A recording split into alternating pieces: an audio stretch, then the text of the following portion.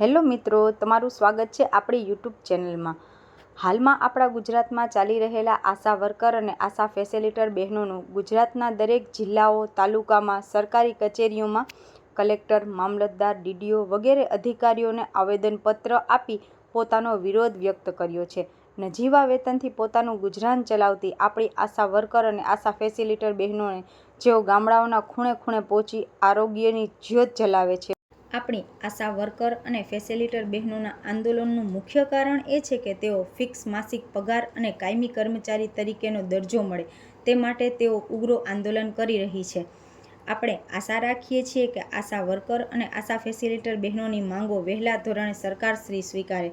આપણી આશા વર્કર બહેનોએ ખાસ કરીને કોરોના મહામારીના સમયમાં પણ અસામાન્ય પરિસ્થિતિમાં સામાન્ય આશા વર્કરે સારી ભૂમિકા ભજવી છે। જ્યારે આખી દુનિયા પોતાના ઘરોમાં સુરક્ષિત હતી ત્યારે આશા વર્કરોએ કોઈ પણ ડર વગર પોતાના જીવને જોખમમાં મૂકી કોરોનાના દર્દીઓને સર્વે કર્યો છે। તેઓએ ઘરે ઘરે જઈને લોકોના લક્ષણો તપાસ્યા, હોમ ક્વોરન્ટાઇન્સ કર્યા, નિયમો સમજાવ્યા અને જરૂરિયાતોને હોસ્પિટલ સુધી પહોંચાડવામાં મદદ કરી છે। જોકે આટલું મહત્વપૂર્ણ કાર્ય કરવા છતાં આશા વર્કરોને મળતું વળતર અસામાન્ય તેમના યોગદાન કરતાં ઘણું ઓછું છે। તે માટે તેઓ ઘણા આંદોલનો કરી રહી છે।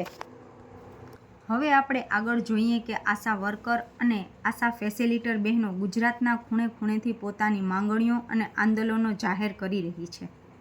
પણ શરૂઆતમાં અમારો ફક્ત લેટર પેડ ઉપર જ પગાર નક્કી કરેલો હતો 500 રૂપિયામાં। તો 2009 થી શરૂઆત કરી અને અત્યારે 2025 નો સમય, 2009 થી નો સમય અને અત્યારે 2025 નો સમય। ખરેખર રીતે સરકારને એટલી તો ખબર ને કે અત્યારે કેવડી મોંઘવારી છે, તો અમને શું આશા બહેનોને મોંઘવારી નહીં નડતી હોય? અમે ખરેખર રીતે અમારા વિસ્તારની અંદર અમારા આશા બહેનો એટલી બધી તનતોડ મહેનત કરે છે કે જેમના વિસ્તારની અંદર ખરેખર રીતે જાગૃતિ ફેલાવે છે। તમે હરેકના ઘરે ઘરે જાઓ, અમારી આશા બહેનોએ એટલું કીધું છે કે બધાયના ઘરે ઘરે જઈને આયુષ્માન કાર્ડ પણ બધાયના ઘરે જઈને બનાવી દીધા છે અને એમને સેન્ટરે બોલાવીને પણ એમની મદદ કરેલી છે। તો ખરેખર રીતે અમે કર્મના પાયાના ખરેખર રીતે અધિકારી છીએ, તો અમારામાં જાગૃતિ અમે ફેલાવીએ છીએ। તો સરકારને ખરેખર રીતે અમારા વિશે એવી વિચારધારા કરવી પડે કે ખરેખર રીતે અમારો 20,000 ફિક્સ પગાર કરવો જ પડે એને।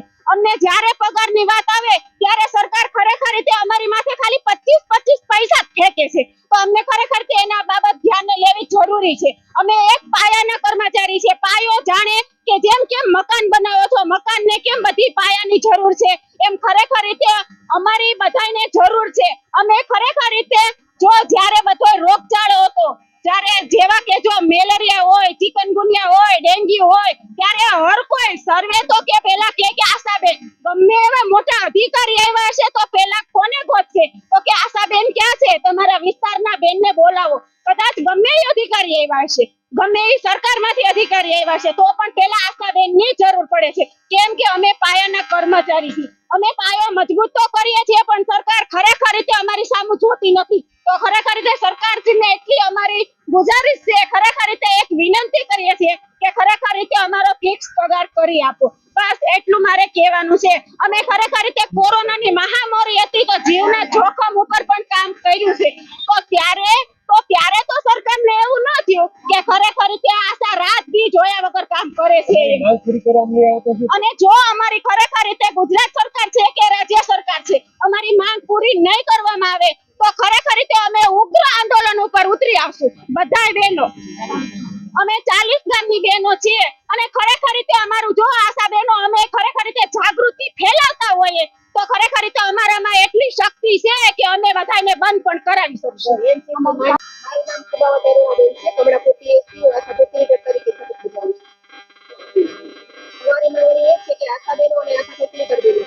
પાયાના કર્મચારી છે આરોગ્યના, કારણ કે આશાબેનના ફેસિલિટર વગર પાયાનું કોઈ પણ કામ થાય નથી। નાનામાં નાની યોજના હોય તો પણ આશાબેનના ફેસિલિટર દ્વારા થાય છે। ઘર ઘર સુધી જો નાનામાં નાની યોજના પહોંચાડવામાં આવતી હોય પબ્લિક સુધી તો એ આશાબેનના ફેસિલિટર છે। કારણ કે અત્યારે આ નાના જન્મેલા બાળકથી માંડી અને જ્યાં સુધી મૃત્યુ થાય છે ગામની અંદર, તો એ તમામ રજીસ્ટરો અમારા બહેનો નિભાવે છે। કારણ કે દરેક કામગીરીમાં બહેનો કરે છે અને અત્યારે સરકારે કામગીરી વધારતી જાય છે અને પગારના નામે શૂન્ય। કારણ કે પગાર વધારવામાં સરકાર નથી સમજતી, કામગીરીનો બોજો આશા બહેનોના ફેસિલિટર માટે વધારતા જાય છે અને કામગીરીનો બોજો એટલો બધો આપતા જાય છે કે હવે સરકારે ઓનલાઈન કામગીરી માંગવાનું શરૂ કર્યું છે. ઓનલાઈન કામગીરી તો ઈ જ છે કે જે અમુક જે કામગીરી હોય એ ઘણી વખત બાદ હોતે કરી નાખવામાં આવે છે. નહીં માંગ પૂરી થાય શું કરશો? નહીં માંગ પૂરી થાય તો અમે જ્યાં સુધી પૂરી નહીં થાય ત્યાં સુધી આ રીતે આંદોલન અને રેલી ચાલુ રાખશું. હાલ કેટલું ઇન્સેન્ટિવ આપો? તમારી માંગ શું છે? અમારી માંગ એ છે કે અમને કાયમી કરે અને અમારો પગાર ધોરણ કંઈક નક્કી કરે અને અમારો ટાઈમ નક્કી કરે અને અમારી કામગીરી નક્કી કરે કે તમારે આટલું કામ કરવાનું. કોઈ ઉકેલ નહીં આવે તો કેવા કાર્યક્રમો આપશો? ઉકેલ નહીં આવે તો ત્યાં સુધી અમે ઝુંબેશ પ્રમાણે રેલી કરશું અને આંદોલન કરી અને અહીંયા અમે કલેક્ટર કચેરીએ ત્યાં બેસશું. કેટલા વર્કરોનો પ્રશ્ન છે જિલ્લામાં હાલ? બધાને ટોટલ ને આ જ પ્રશ્ન છે, કારણ કે કામગીરી અમારો કોઈ ટાઈમ જ ફિક્સ નથી હોતો કે આટલા વાગે એમ કે હાલો બેન ડિલિવરી નો ટાઈમ છે તો જવું પડે, એમ કે હાલો બાળક બીમાર છે તો એની સાથે જવું પડે. એટલે અમારે જે પ્રમાણે અમે કામ કરીએ એ પ્રમાણે અમને પગાર મળવો જોઈએ એમ. મારું નામ પારુલબેન છે. હું કુડા પીએચસી ના આશા ફેસિલિટર છું. અમારી માંગણી એવી છે કે આશા ફેસિલિટરને એક ફેસિલિટરને 10 આશા બહેનો ઉપર મૂકવામાં આવે છે અને અમારે એક વિઝિટના 300 રૂપિયા મહેનતાણું આપવામાં આવે છે. પણ અમારો પણ એવું કોઈ દિવસ અમે ભલે 20 દિવસ કરીએ છતાં અમારી પાસે 30 દિવસની કામગીરી લેવામાં આવે છે. અને આશા વર્કર જે કામ કરે એ અમારી પાસે પણ એ જ કામ કરાવવામાં આવે છે. માની લો કે અત્યારે નમોશ્રી છે, પીએમવાય છે, જો લાભાર્થીના આધાર કાર્ડ કે નહીં સુધરેલું હોય અને એના ન ભરાણ હોય તો ફેસિલિટરની દબાણ કરવામાં આવે છે કે તમે સાથે જાઓ, તમે કરો. તો અમારું ગામ સંભાળવું, આશા સંભાળવી કે પછી આ લાભાર્થી સાથે જવું,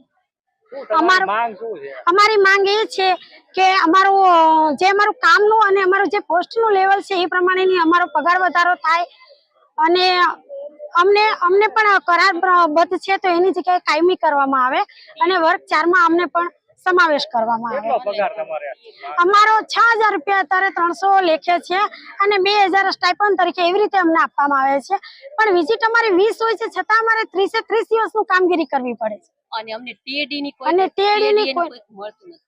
ટીએડી એ કઈ નહીં મળતું. એ અમારું જે અમે જે ફિલ્ડમાં જઈએ છીએ ને એ 300 રૂપિયા અમને ટીએડી ના આપવામાં આવે છે, અમને કોઈ પગાર નથી આપવામાં આવતો. માંગ પૂરી થાય તો શું કાર્યક્રમ? તો અમારે આનાથી પણ ઉગ્ર ધરણા કરવાની છે, આંદોલન કરવાના છે, કામગીરી સદંતર બંધ કરવાની છે. આ અમારી સરકારની ચીમકી છે.